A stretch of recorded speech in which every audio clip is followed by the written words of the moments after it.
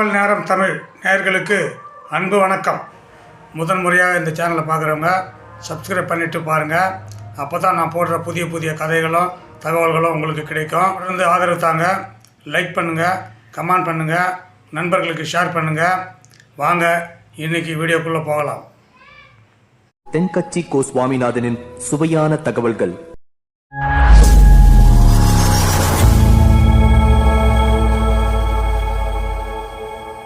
எனக்கு வாழ்க்கையே வெறுத்து போச்சு சார் அப்படின்னு சொல்லிட்டு ஒருத்தர் வந்தார். வந்து கொஞ்ச நேரம் பேசினதுக்கப்புறம் அவர் அப்படி சொல்லியிருந்தா அதில் ஒரு அர்த்தம் இருந்திருக்கும். வர்றதுக்கு முன்னாடியே வாழ்க்கை வெறுத்து போச்சுன்னு சொல்லிட்டு வர்றார். என்ன சார் விஷயம்னு விசாரித்தோம். எங்கள் வீட்டில் தினம் 3 வேளையும் ஒரே மாதிரி சாப்பாடு சார், வித்தியாசமே கிடையாது. இப்படியே 3 மாதமாக சாப்பிட்டுக்கிட்டு இருக்கிறேன். அதை விட பட்டினி கடந்து செத்துடலாம்னு தோணுது அப்படின்னார். ஒரு பெரியவர் சொன்ன தத்துவத்தை சொல்கிறதுக்கு ஆள் கிடைக்காம தவிச்சுக்கிட்டு இருந்தோம். இப்போ ஒருத்தர் கிடைச்சிட்டார், விட்டுலாமா? உடனே அவரை உட்கார வச்சு சொல்ல ஆரம்பிச்சிட்டோம். அதாவது நாம் அனுபவிக்கிற உணர்வுகளில் களிப்பு, மகிழ்வு, ஆனந்தம், இது 3க்கும் ஒன்றுக்கு ஒன்று வித்தியாசம் உண்டு. மேம்போக்காக பார்க்குறதுக்கு இது 3 ஒன்று மாதிரி தோணும். ஆனால் அது அப்படி இல்லை.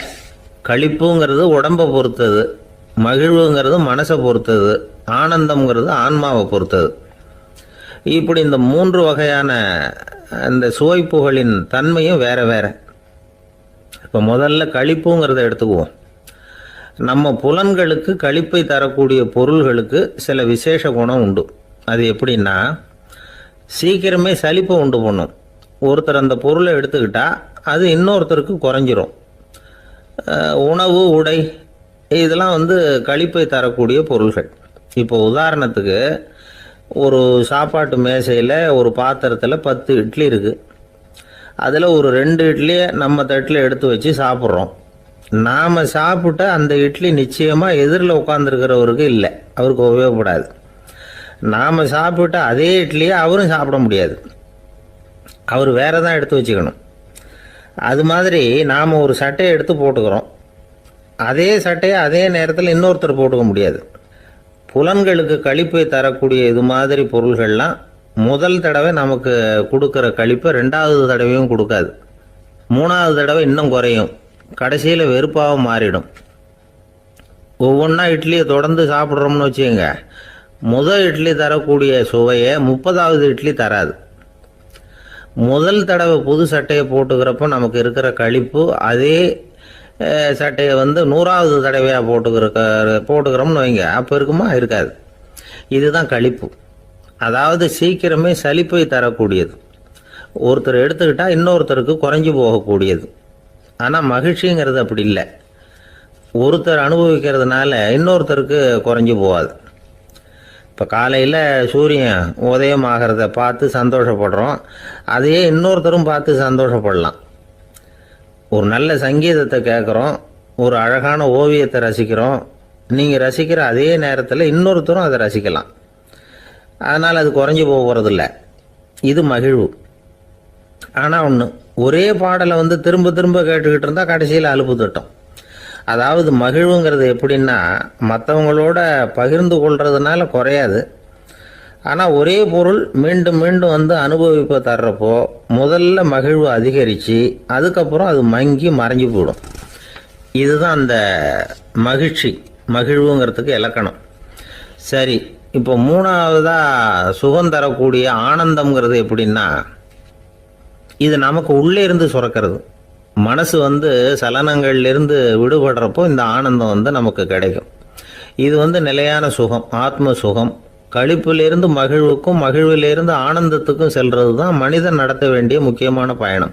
இவ்வளவு விஷயத்தையும் கேட்டுட்டு இந்த காலத்து பையன் ஒருத்தன் வந்தான். சார், இப்போ நீங்கள் ஒரு சாப்பாட்டு மேசையில் ஒரு 10 இட்லி வைக்கிறீங்க, என்ன உட்கார வைங்க, எதிரில் இன்னொருத்தனை உட்கார வைங்க. நான் களிப்பு, மகிழ்வுலாம் தாண்டி நேரடியாக ஆனந்தத்துக்கு பயணம் பண்ணி காட்டுறேன் அப்படின்னா. ஒன்றும் புரியல அவன் சொன்னது. அது எப்படி, என்ன பண்ணுவ நீ அப்படின்னு சொல்லி கேட்டோம் ஆச்சரியமாக. 2 இட்லி சாப்பிட்டா தானே சார் களிப்பு, நான் 10 இட்லியும் மொத்தமாக சாப்பிட்ருவேன், அடுத்தவனுக்கு எதுவும் கிடைக்காது, அவனுக்கு கிடைக்காதபடி நாமே சாப்பிட்றோம்ல, அதுதானே நமக்கு ஆனந்தம் அப்படின்னு அதுக்கு ஒரு விளக்கம் சொல்கிறான். ஒரு ஊரில் ஒரு ஆள் இருந்தான். கற்பனையிலேயே காலத்தை கடத்திக்கிட்டு இருந்தான். ஒரு நாள் ஒரு மரத்தடியில் உட்காந்துருந்தான். அவனுக்கு பசிக்கிற மாதிரி தெரிஞ்சுது. உடனே கற்பனையிலேயே சாப்பிட ஆரம்பிச்சிட்டான்.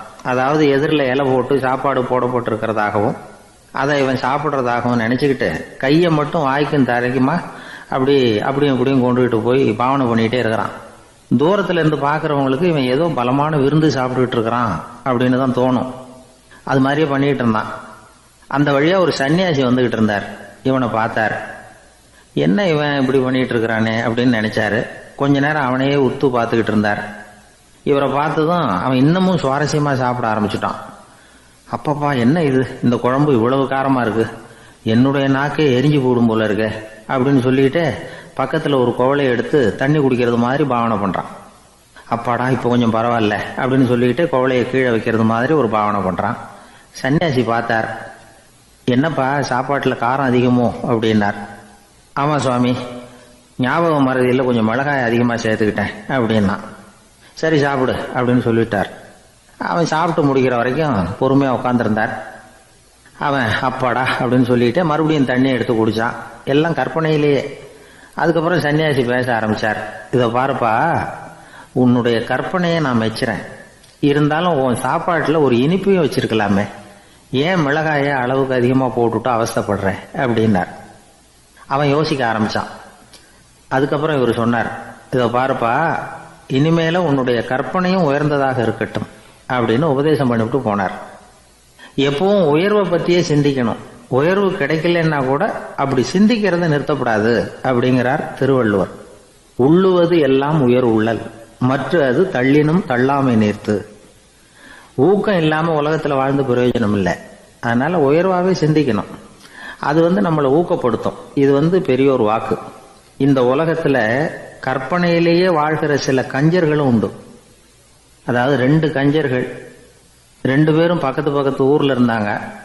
பொங்கல் சமயம் ஒரு கஞ்சன் தன்னுடைய மகனை கூப்பிட்டான். இதை பாருப்பா, பக்கத்து ஊரில் என்னுடைய நண்பன் ஒருத்தன் இருக்கிறான், அவனுக்கு பொங்கல் பரிசு ஏதாவது கொடுக்கணும். நான் ஒரு 4 ஆட்டுக்குட்டியை தரேன், நீ கொண்டுகிட்டு போய் கொடுத்துட்டு வந்து விடுறியா அப்படின்னு கேட்டான். சரி, நான் புள்ள ஒரு பைய கையில் எடுத்துக்கோன்னா. அவன் எடுத்துக்கிட்டான். இந்த ஆட்டுக்குட்டி பிடிச்சிக்கோ அப்படின்னு சொல்லி ஒவ்வொன்றா போடுறேன் பார் அப்படின்னு சொல்லிட்டு 1 2 3 4 அப்படின்னு எண்ணிக்கிட்டே வெறும் சைகையாலேயே ஆட்டுக்குட்டியை பிடிச்சி போடுறது மாதிரி பாவனை பண்ணிக்கிட்டு இருக்கிறான். அவன் பிள்ளையும் அதை ரொம்ப அக்கறையாக வாங்கிக்கிறது மாதிரி வாங்கிக்கிட்டு அந்த பையை தூக்கிக்கிட்டு அடுத்த ஊருக்கு போகிறான். இவன் அங்கே போய் சேர்ந்த நேரத்தில் அந்த கஞ்சன் ஊரில் இல்லை, எங்கேயோ வெளியில் போயிருக்கிறான். அவனோட புள்ள மட்டும்தான் வீட்டில் இருந்தான். இவன் அவங்கிட்ட, இதை பாரு, எங்கள் அப்பா உங்கள் அப்பாவுக்கு ஆட்டுக்குட்டி கொடுத்து அனுப்பியிருக்கிறாரு, பிடிச்சிக்கோ அப்படின்னு சொல்லி பாவனையிலேயே ஒவ்வொன்றா எடுத்து அவங்ககிட்ட கொடுத்துட்டான். அவனும் வாங்கிட்டான் வாங்கிறது மாதிரி. அப்புறம் சொன்னான், சரிப்பா, நானும் பதிலுக்கு ஏதாவது ஒன்றுகிட்ட கொடுக்கணும் இல்லையா, அதனால் அந்த பைய பிடி, ஒரு 10 எலுமிச்சம்பழம் தரேன், பதிலுக்கு அதை நீ எடுத்துகிட்டு போ அப்படின்னு சொல்லி கையாலேயே ஒவ்வொன்றா எடுத்து போடுறது மாதிரி பாவனை பண்ணிவிட்டான். அவனும் ரொம்ப நன்றி அப்படின்னு சொல்லிவிட்டு அதை வாங்கிட்டு போயிட்டான். கொஞ்ச நேரம் கழித்து வெளியில் போயிருந்த அப்பங்காரன் திரும்பி வந்தான். உள்ள சொன்னான், அப்பா, உன்னோட நண்பர் அவருடைய மகன் மூலமாக உனக்கு 6 ஆட்டுக்குட்டி கொடுத்து அனுப்பியிருந்தார், நானும் பதிலுக்கு ஒரு 10 எலுமிச்சம்பழம் கொடுத்து அனுப்பியிருக்கிறேன் அப்படின்னா. எப்படிடா கொடுத்தேன்னு கேட்டார் அப்பா. இப்படி தான் கொடுத்தேன்னு சொல்லி சைகையிலேயே காட்டினான். இதை பார்த்ததும் அப்பங்காரனுக்கு பயங்கரமாக கோபம் வந்துட்டுது. பலார்னு அரைஞ்சுட்டான் பையனை. ஏன்பா அரைஞ்ச, 10 எலுமிச்சம்பழம் கொடுத்துட்டேனே அப்படிங்கிறதுக்காகவா அப்படின்னு கேட்டான். அது கூட பரவாயில்ல, நீ காட்டுற சைகையை பார்த்தா ஆரஞ்சு பழம் சைஸுக்கு இருக்குதே, அவ்வளவு பெருசா ஏன் கொடுத்த, அதுதான் எனக்கு கோபம் அப்படி. இந்த பதிவு உங்களுக்கு பிடிச்சிருக்குன்னு நம்புகிறேன். இந்த பதிவு பிடிச்சிருந்தா உங்கள் நண்பர்களுக்கு ஷேர் பண்ணுங்கள், கமெண்ட் பண்ணுங்கள். புதுசாக என் சேனலில் வீடியோ பார்க்குறவங்க சப்ஸ்கிரைப் பண்ணிவிட்டு பாருங்கள். அப்போ தான் நான் போடுற வீடியோ உங்களுக்கு உடனுக்குடன் கிடைக்கும். அப்படியே பெல் ஐக்கான் ஆன் பண்ணுங்கள். தொடர்ந்து எனக்கு ஆதரவு தாங்க. நன்றி, வணக்கம், வாழ்க வளமுடன். நான் உங்கள் புகழேந்தி.